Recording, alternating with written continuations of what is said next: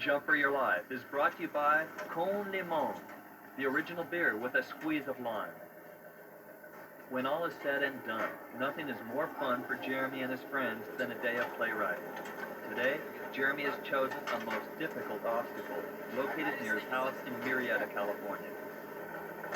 As they load the #1 plated Honda 250 practice bike on the back of Jeremy's brand new Ford pickup, we'd like to give you a sneak preview to what awaits the Red Rider when he gets to the cliffs of Murrieta, just a few blocks away. This is a challenge and a half, even for a rider like Jeremy Mcgrath. From the base to the top of these man-made cliffs, some 50 feet of vertical height measures the distance at the highest point. When Jeremy arrives to face this most difficult obstacle, he will risk his safety and attempt a vertical jump that he has never tried before. Jeremy arrives to make his first attempts at jumping the cliffs.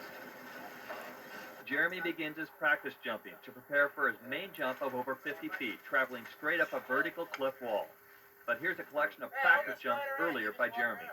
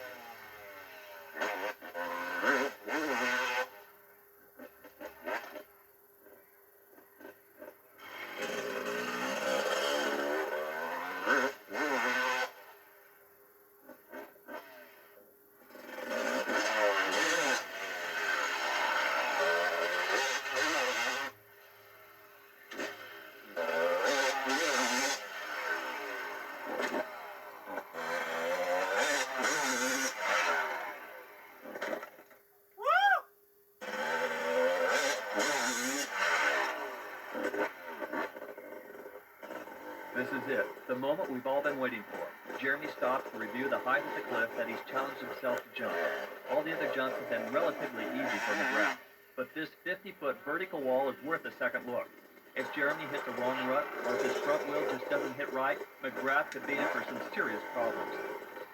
As the pressure builds and his friends sit in the background watching with disbelief, Jeremy spends a little extra time preparing mentally for his attempt. Under normal conditions, Jeremy wouldn't attempt such a dangerous jump just days before a big race weekend. But he knows the cameras are rolling, and thousands of fans will see this stunt. This video footage will be seen by thousands of fans worldwide. He knows he has to make it. He lines himself up, starts building speed, powers up the cliff, takes to the air, jumps off the bike. Jeremy's in trouble. The bike crashes to the rock below. Jeremy has escaped with no injury, but the bike has seen better days. Let's see that again.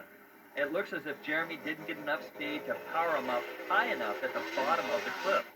As he jumps off the bike, he knew he was in trouble, and in order to keep safe, he sacrificed the bike for his own safety. Experience must have taught him not to hold onto the bike under those conditions. Let's see what his response was to the crash. Oh gosh, dude, wasted my bike. Go see it. See the bike?